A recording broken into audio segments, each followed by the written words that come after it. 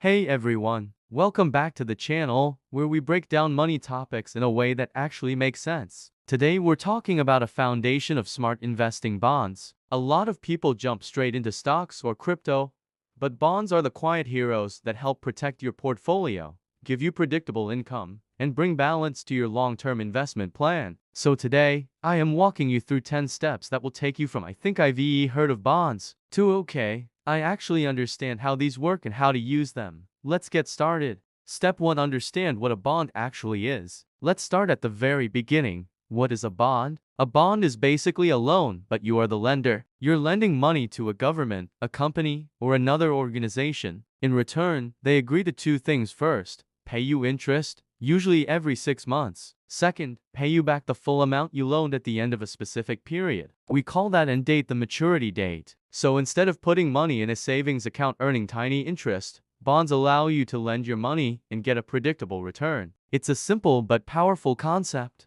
Step to know why people invest in bonds. Bonds might not be as flashy as stocks, but they're extremely important for building a solid portfolio. Here's why investors love them. First is stability. Bond prices usually fluctuate a lot less than stock prices, which helps smooth out the ups and downs in your portfolio. Second is income. You get regular, predictable interest payments, which is great if you're looking for a steady cash flow. Third is diversification. Because bonds often move in the opposite direction of stocks, they help balance out risk. And finally, there's safety. Many bonds, especially U.S. government bonds, are considered some of the safest investments in the world. If stocks are the roller coaster of your portfolio, bonds are the calm, steady train ride. Step 3. Learn the key bond vocabulary. Before you start investing, you need to know these essential terms because you'll see them everywhere. First is principal, which is simply the amount of money you lend. Then there's the coupon rate, that's the annual interest rate the bond pays.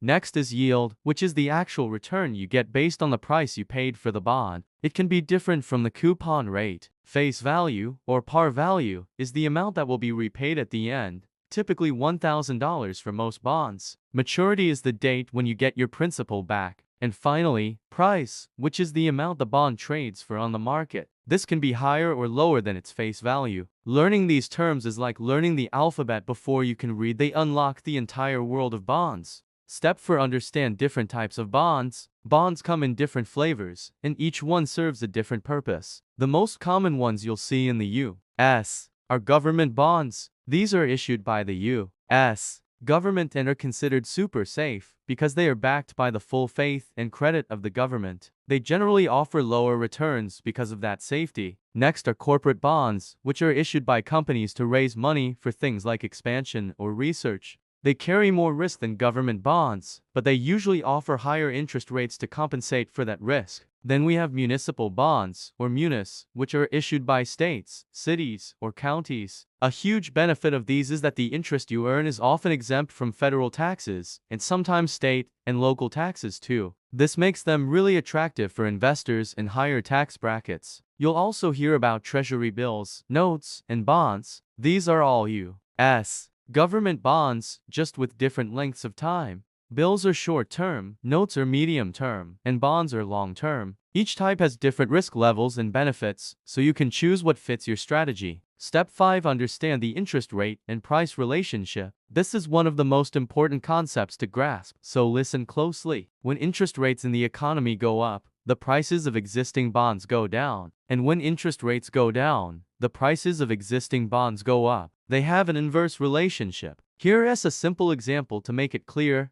Imagine you own a bond that pays you 3% interest. Suddenly, the Federal Reserve raises interest rates, and new bonds are being issued that pay 5% interest. Your 3% bond is now less attractive, right? Why would someone buy your 3% bond when they can get a new one that pays 5%? To sell your bond, you'd have to lower its price. This relationship is crucial for understanding when to buy bonds and how the value of your bond investments might change over time. Step 6. Learn how to actually buy bonds. Okay, so how do you get your hands on them? There are a few easy ways, depending on how hands-on you want to be. The first option is through a brokerage account. Most online brokers like Fidelity, Schwab, or Vanguard let you buy individual bonds directly, just like you would buy a stock. A second option, specifically for U.S. government bonds, is buying directly from the government's website, treasurydirect.gov. It's a straightforward way to buy savings bonds and other treasuries. But for most beginners, the easiest way is the third option, bond ETFs or mutual funds.